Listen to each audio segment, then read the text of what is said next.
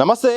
తెలంగాణ రాష్ట్రంలో సర్ ప్రక్రియ కొనసాగుతుంది. ఇదే సందర్భంలో ఫీల్డ్ లెవెల్లో ఏదైతే అధికారులు ఎమ్యునరేషన్ ఫామ్లు ఇస్తున్న నేపథ్యంలో మాత్రం చాలా సంచలనమైన విషయాలు కూడా బయటకు వస్తున్నాయట. ప్రధానంగా ఒకే ఇంటి పేరు మీద 100 ఓట్లు కూడా నమోదైనట్టు కూడా వస్తున్నాయట. పేరేమో ఇంటి నెంబర్ ఒకటి ఉంది, కానీ 100ల సంఖ్యలో కూడా ఓటర్లు అక్కడ ఉన్నారు. కానీ ఫీల్డ్ లెవెల్లో విజిట్కి వెళ్తే మాత్రం ఎవరూ లేరు. ఇది ఇట్లా ఉంటే మరోవైపు ఏదైతే ఖాళీ స్థలాల్లో అంటే ఖాళీగా ఉన్న జాగల పేరు మీద కూడా ఇంటి నెంబర్ కూడా వేసి అక్కడ కూడా చాలామంది దాదాపు ఒక ఇంటి నెంబర్ పేరు మీద అయితే మాత్రం 200 ఓట్ల వరకు కూడా నమోదైందట.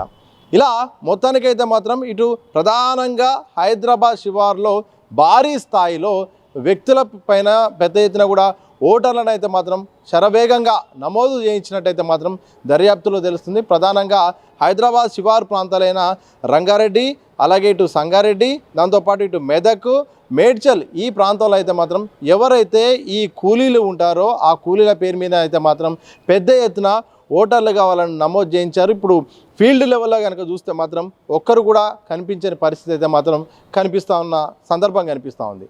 ఎవరు దీనికి కారణము, ఎవరు దీనికి బాధ్యత అనేది ఇప్పుడు సంచలనంగా మారింది. ప్రధానంగా అప్పుడున్న పరిస్థితుల్లో ఏదైతే ఈ మున్సిపల్ అధికారులు అయితేంది, అలాగే మిగతా అధికారులు అయితే రెవెన్యూ అధికారులు అయితేంది మాత్రం ఇష్టరీతిన ఓటర్ల నమోదు ప్రక్రియ అయితే మాత్రం కొనసాగింది. సరైన విచారణ చేపట్టకుండా, సరైన స్క్రూటినీ చేపట్టకుండా భారీ ఎత్తున అయితే మాత్రం ఇక చాలామంది ఓటర్లుగా అయితే మాత్రం నమోదైనట్టయితే మాత్రం సర్ ప్రక్రియలో భాగంగా ఏదైతే ఫీల్డ్ విజిట్లో అయితే మాత్రం బయటపడుతుంది. మేజర్గా అంటే ఏదైతే ఒక్క ఇంటి పేరు మీద 100 ఓట్లు నమోదు కావడం, ఒకవైపు ఏదైతే బిఎల్ఓలు అక్కడికి వెళ్ళి కనుక చూస్తే మాత్రం ఇంటి యజమాని అడిగితే లేదు మాకేం తెలియదని వాళ్ళు చెప్పడం, అలాగే చూస్తే మాత్రం ఎక్కడ కూడా ఆ ఓటర్లు కూడా లేకపోవడం, ఇంటి నెంబర్లు ఉండడం, ఇంటి నెంబర్కి వెళ్ళినాక ఏమీ లేకపోవడంతో అసలు ఏం జరిగింది, ఇంత పెద్ద ఎత్తున అసలు జరుగుతుంటే అధికారుల పాత్ర ఏంటి, దీనికి బాధ్యులు ఎవరన్న దానిపైన కూడా చర్చ నడుస్తుంది. ఇంతకుముందే మనం మాట్లాడుకున్నట్టు ఖాళీ జాగలపై, ఖాళీగా ఉన్న ప్లాట్ల పేరు మీద చాలామంది అయితే మాత్రం నమోదు చేయించుకున్నారు. ఇది అధికారుల పాత్రను చూస్తే మాత్రం సంచలనంగా మారిపోయింది.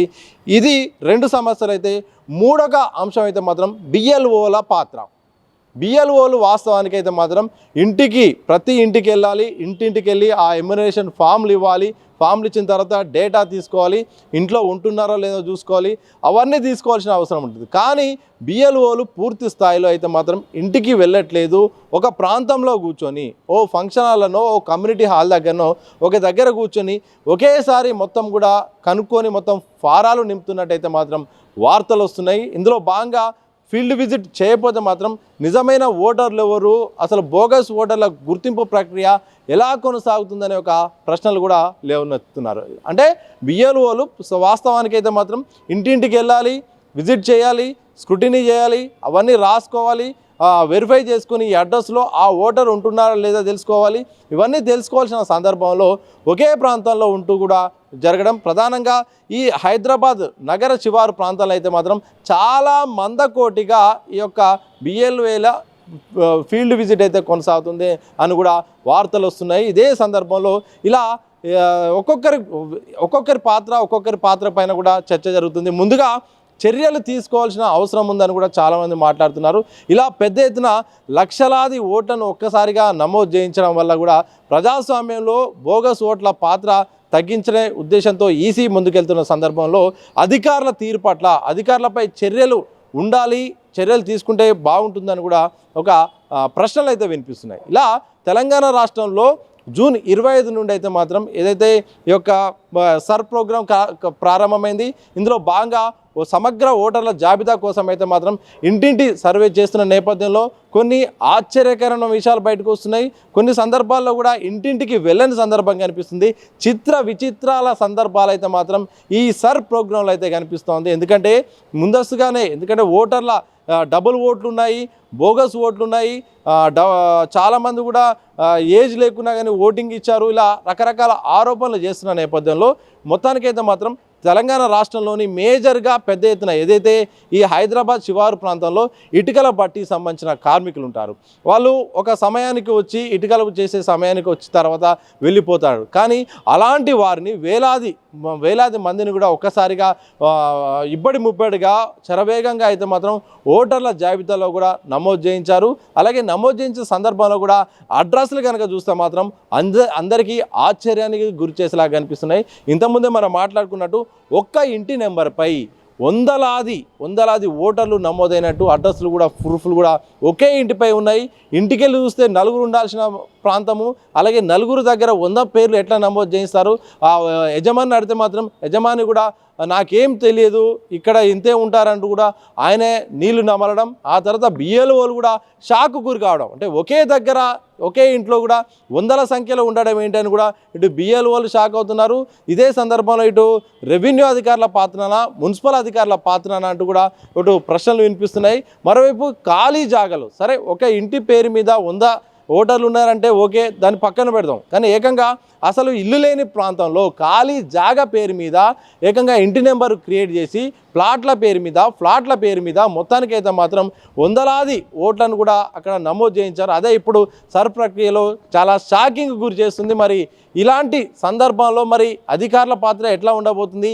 ఈసీ మరి ఎవరైతే ఈ అధికారులు నమోదు చేయించారో వాళ్ళ మీద చర్యలు ఉంటాయా లేదా అనేది కూడా ఒక క్వశ్చన్ ఉంది. వాస్తవానికి మరొకసారి ఇలా జరగొద్దంటే, బోగస్ ఓట్ల కట్టడి ఉండాలంటే మాత్రం కఠిన చర్యలు ఉండాల్సిన సందర్భం అయితే కనిపిస్తూ ఉంది. మరి దానిపై ఈసీ చర్యలు ఉంటాయా లేదా అనేది మాత్రం భవిష్యత్తులో తెలిసే అవకాశం ఉంది.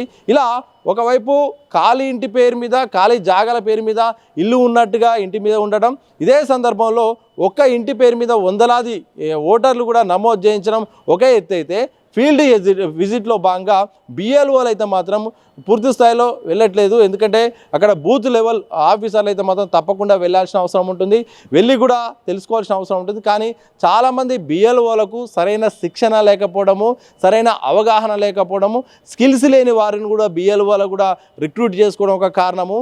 అలాగే ఇంటింటికి వెళ్ళి సరైన సమాధానం తెలుసుకునే పరిస్థితిలో కొన్ని ఉండడం వల్లనో, రకరకాల కారణాల వల్లనో కానీ ఒకే ప్రాంతంలో ఉంటూ పెద్ద ఎత్తున అయితే మాత్రం ఒకే దగ్గర ఉంటూ మొత్తం ఫామ్స్ తీసుకొని ఇక అయిపోయింది ఇక ఇక్కడ చేశామని కూడా బయటికి రావడం జరుగుతుంది. ఇలా మందకోటిగా సర్ ప్రక్రియ అయితే మాత్రం హైదరాబాద్ శివార్లలో రాష్ట్రంలో కొంత జరుగుతుందని కూడా ప్రధానంగా వార్తలు వస్తున్నాయి. మనం ఇంతకుముందే మాట్లాడుకున్నట్టు రంగారెడ్డి జిల్లా, హైదరాబాద్ శివారు, ఇటు మేడ్చల్, ఇటు సంగారెడ్డి ప్రాంతాలు అయితే మాత్రం పెద్ద ఎత్తున భారీ సంఖ్యలో ఓటర్ల జాబితా సంబంధించిన ఏదైతే ప్రక్రియలో భాగంగా అయితే మాత్రం ఒక్కొక్క బోగస్ ఓటర్లు అయితే మాత్రం బయటపడుతున్నారు. ఏమవుతుందో చూడాలి. ఈ విషయంలో మరి ఈసీ ఎట్లా తీసుకుంటుంది, అలాగే బిఎల్ఓలు మందకోటిగా నత్తనడకన సాగుతున్న సందర్భంలో వాళ్ళపై ఏమైనా క్రమశిక్షణ చర్యలు ఉంటాయనేది మాత్రం తెలియాల్సి ఉంది. ఏదేమైనప్పటికీ తెలంగాణ రాష్ట్రంలో జూన్ 25 తర్వాత ఇక ఎస్ఐఆర్ ప్రక్రియ ప్రారంభమైన సందర్భంలో అయితే మాత్రం రకరకాల వార్తలు, ఒకవైపు ప్రతిపక్షాల నుండి ఈ సర్ ప్రక్రియనే మొత్తం తీసేయాలి, ఈ సర్ ప్రక్రియ పేరుతో గతంలో సర్ అంటే ఓటర్లను జాబితా పెంచడం కోసం చేసేది, కానీ ఈసారి అయితే మాత్రం ఈ స్పెషల్ ఇంటెన్సివ్ రివిజన్ అయితే మాత్రం ఏకంగా ఓటర్లను తొలగించడానికే చేసిన రివిజన్ లాగా కనిపిస్తుంది. ఇది ఇంటెన్సివ్ కాదు, ఇంటెన్షన్ ప్రకారం ఒక ఇంటెన్షన్ లాగా చేస్తున్నారని కూడా ఇటు ప్రతిపక్షాలు ఆరోపిస్తున్నాయి. ఇప్పటికే ఇండియా కూటమి అన్నీ కూడా మొత్తం కూడా ఇటు ఈసీకి లేఖ రాసింది, ఇటు సుప్రీంకోర్టు బాట పడుతుంది. తప్పకుండా అసలు సర్ ప్రక్రియ ఆపాలని కూడా చెయ్యని ప్రయత్నాలు ప్రతిపక్షాలు చేయడం లేదు. ఒక వర్గం సంబంధించిన ఓట్లు, ఒక టార్గెటింగ్ సంబంధించిన ఓటర్లను తొలగించే ఒక చర్య అయితే కొనసాగుతుంది సర్ ద్వారా అని కూడా ఇటు ఆరోపణలు వినిపిస్తున్న వేళ, మరోవైపు ఫీల్డ్ లెవెల్లో అయితే మాత్రం రకరకాల వార్తలు మనం ఇంతకుముందే మాట్లాడుకున్నట్టు ఒకవైపు డబుల్ బోగస్ ఓట్లు కనిపిస్తున్నాయి, ఇంటి మీద ఎక్కువ సంఖ్యలో వందలాది సంఖ్యలో ఒకే ఇంటి మీద కనిపిస్తున్నాయి. ఇలా రకరకాల వార్తలు వినిపిస్తున్నాయి. మరి ఈ నేపథ్యంలో మరి ఈసీ తీసుకునే నిర్ణయం పైన కూడా సర్వత్రా ఉత్కంఠ అయితే కనిపిస్తుంది. మరి ఏం జరుగుతుంది అనేది మాత్రం మరికొద్ది రోజుల్లో క్లారిటీ రాబోతుంది.